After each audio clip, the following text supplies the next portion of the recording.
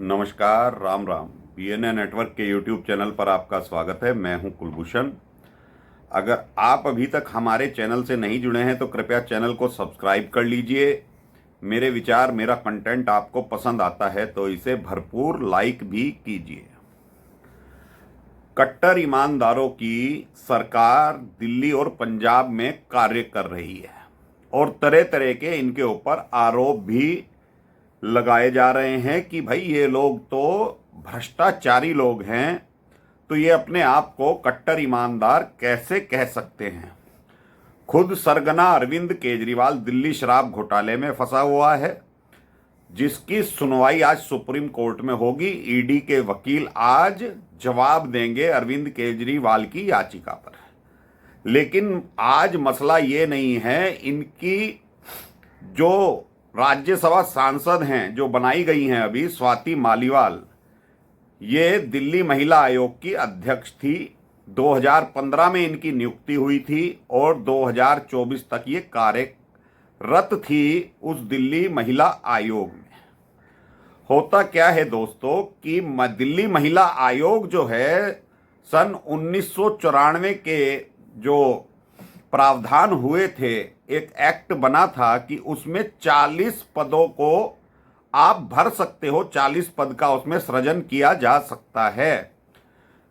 तो स्वाति मालीवाल ने 2016 सितंबर में 223 अवैध नियुक्तियां कर डाली थी। 223, जिसकी शिकायत दिल्ली महिला आयोग की सचिव ने एलजी महोदय को की, चीफ सेक्रेटरी को की, जिस पर जांच भी बैठाई गई। और 223 अवैध नियुक्तियां इस तरह से की, ना तो अखबारों में उन्हें प्रकाशित कराया गया, ना ही कोई वेबसाइट पर नियुक्तियों का पता है कि भाई किसी भी विभाग में अगर सरकारी नियुक्तियां होती हैं या कॉन्ट्रैक्ट बेस नियुक्तियां होती हैं तो आपको पहले आवेदन मंगवाए जाने चाहिए कि आप आवेदन कर सकते हैं। प्रार्थी आवेदन कैसे करेगा? तो अपने ही लोगों को 223 पदों में सृजित कर दिया गया। उनमें कौन कौन लोग हैं, अब ये तो जांच का विषय है। जो वित्त विभाग है दिल्ली सरकार का, उस तक से भी स्वाति मालीवाल ने कोई पत्र ऐसा नहीं लिया, कोई अथॉरिटी ऐसी नहीं ली कि भाई इनको वेतन कहां से दिया जाएगा। लेकिन सरगना का हाथ इनके ऊपर था, स्वाति मालीवाल के ऊपर। और ये स्वाति मालीवाल हैं कौन? ये अरविंद केजरीवाल की अभिन्न गहरी दोस्त बताई जाती हैं। तो ये जो मैत्री है ये बहुत पुरानी है। और जब अन्ना आंदोलन चल रहा था उसमें भी स्वाति मालीवाल ने बढ़ चढ़कर हिस्सा लिया था और इनके साथ अनशन भी किया था। तो सरगना जब साथ हो तो कोई भी विभाग में घोटाला करना आसान हो जाता है, क्योंकि घोटाला तो सरगना के लिए किया जाता है। ये वही स्वाति माल हैं जो अपने रिश्तेदारों का इलाज कराने अमेरिका गई हुई थी। आम आदमी पार्टी वाले कहते हैं भाई दिल्ली में तो स्वास्थ्य मॉडल बड़ा बेहतरीन है, वर्ल्ड क्लास है, तो ये अपने देश को छोड़कर बाहर क्यों चले जाते हैं, इसका जवाब इनके पास नहीं होता।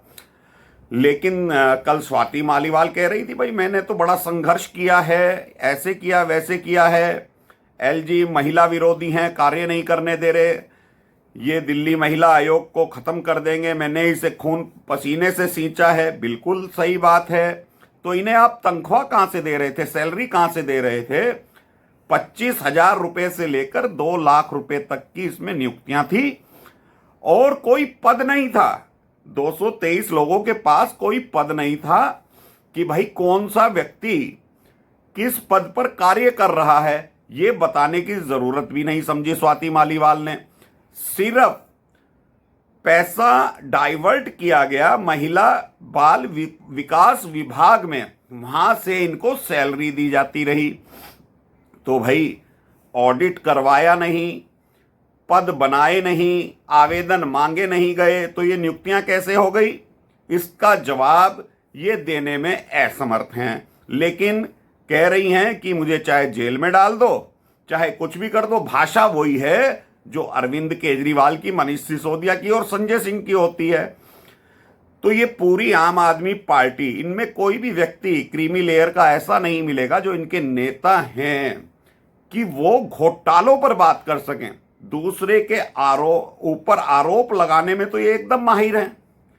भाई किसी के ऊपर भी आरोप लगाना हो तो ये प्रेस कॉन्फ्रेंस करने आ जाएंगे, आज भी आएंगे 10:30 11 बजे, आज भी इनकी प्रेस कॉन्फ्रेंस होगी और मुद्दा यही रहेगा दिल्ली महिला आयोग का। तो 223 नियुक्तियों को टर्मिनेट कर दिया है एलजी सक्सेना ने। 2017 में इसकी जांच रिपोर्ट आई थी, उसके बाद ये मसला हाई कोर्ट में भी चला गया था।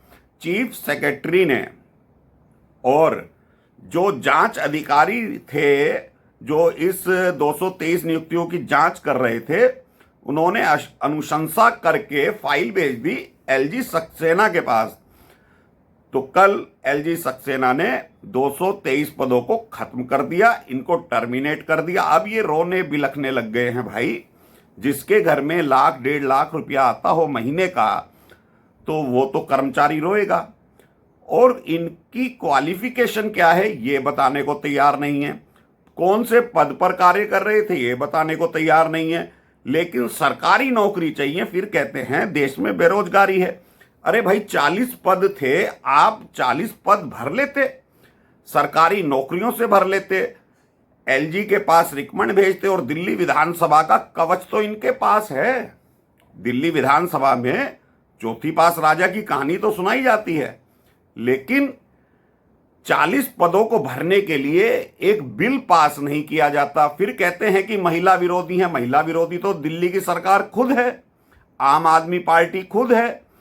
अब जब घोटाला कर लिया गया, क्या होता है दोस्तों, आप प्राइवेट सेक्टर में जितने भी वर्कर्स होते हैं, आप कहीं पर भी कार्य करते हैं, मान लीजिए आपकी सैलरी 30,000 है और जब आपसे रिसिप्ट पे साइन कराया जाता है तो उसमें भी घालमेल हो सकता है, क्योंकि खर्चे दिखाने के लिए कंपनी आपके वेतन को दुगना दिखा सकती है। तो कॉन्ट्रैक्ट बेस नौकरियां ऐसी ही होती हैं, लेकिन 9 साल से रेगुलर चल रही थी, 8 साल से रेगुलर चल रही थी ये नौकरियां। तो इनमें 223 लोग जो हैं भाई वो तो रोएंगे, बिल खेंगे। अब एक बात बताइए, 1.5 लाख रुपए का कौन सा पद है महिला आयोग में, लेकिन सैलरी दी जा रही थी, क्योंकि सरगना का हाथ इनके ऊपर था। सरगना को जहां से भी लगा, चाहे वो दिल्ली वक्फ बोर्ड हो, जल बोर्ड हो या महिला आयोग हो, अभी और घोटाले निकल कर आएंगे। तो सरगना को जहां कहीं भी लगता था कि भाई यहां से 10-20 रुपए भी कमाए जा सकते हो, चाहे पानी के नाम पर कमाए जा सकते हो, तो वहां भी घोटाला कर देना चाहिए। तो इस घोटाले को अंजाम दिया गया। अब ये घोटाला करोड़ों रुपए में निकल कर आएगा। जो 8 साल से सैलरी दी जा रही थी, और स्वाति मालीवाल कह रही है कि 3 महीने से उन्हें तनख्वाह नहीं दी गई। भाई क्यों नहीं दी? दिल्ली की सरकार आपकी, जहां से आप पहले दे रहे थे वहीं से उन्हें 3 महीने की भी सैलरी दे देते। कह रही हैं अभी तो वहां 90 ही लोग काम कर रहे हैं। तो भाई 223 नियुक्तियां क्यों करी थी? 40 पद कानून में लिखे हुए हैं, एक्ट में लिखे गए हैं, तो फिलहाल 90 क्यों काम कर रहे हैं? फिर 223 नियुक्तियां ही क्यों भर्ती करी गई? पहले पैसे ले लिए जाते हैं कि भाई तुम्हारी नौकरी लगवा देते हैं, थोड़े दिनों के बाद तुम्हें पक्का कर दिया जाएगा। लेकिन एलजी साहब ने तो अब टर्मिनेट कर दिया है। अब कह रहे हैं हम दिल्ली हाई कोर्ट जाएंगे। बिल्कुल जरूर जाइए, क्योंकि पूरी आम आदमी पार्टी नीचे से लेके ऊपर तक अदालतों में ही वक्त जाया कर रही है, क्योंकि पब्लिक का पैसा है, अपनी जेब से तो पैसा लगना नहीं है। आप कहीं भी जाकर कोर्ट में केस डाल दो, सरकारी पैसा खर्च होना है। और सरकारी पैसा किसका है? आम जनता का पैसा है, टैक्स पेयर का पैसा है। अपना पैसा खर्च होता तो क्या अरविंद केजरीवाल अभिषेक मनु सिंघवी को वकील करता? बिल्कुल नहीं करता। लेकिन भाई टैक्स पेयर का पैसा एक झुंझुना दिया हुआ है, बिजली फ्री कर रखी है इस बंदे ने। 500 रुपए, 1000 रुपए ये बिजली फ्री और पानी फ्री के मान लीजिए एक बंदे को दे रहा है, लेकिन करोड़ों का घालमेल खुद कर रहा है। आम आदमी की कीमत तो 1000 रुपए की आंक दी इसने, लेकिन खुद करोड़ों रुपए कमा रहा है मुख्यमंत्री पद पर बैठकर। ये जनता को अभी समझ नहीं आ रहा है, कब समझ में आएगा ये मुझे मालूम नहीं है। तो दोस्तों, अब पूरी आम आदमी पार्टी की अगर जांच कराई जाएगी तो इनके सारे विभाग जितने बोर्ड हैं सब में घोटाले आपको नजर आएंगे। तो अभी के लिए इतना ही। मेरा कंटेंट, मेरा विचार आपको कैसा लगा, मेरी विवेचना कैसी लगी, कमेंट बॉक्स में लिखिए और वीडियो को लाइक कीजिए, चैनल को सब्सक्राइब कर लीजिए, बेल आइकॉन दबा लीजिए। नमस्कार। भारत माता की जय।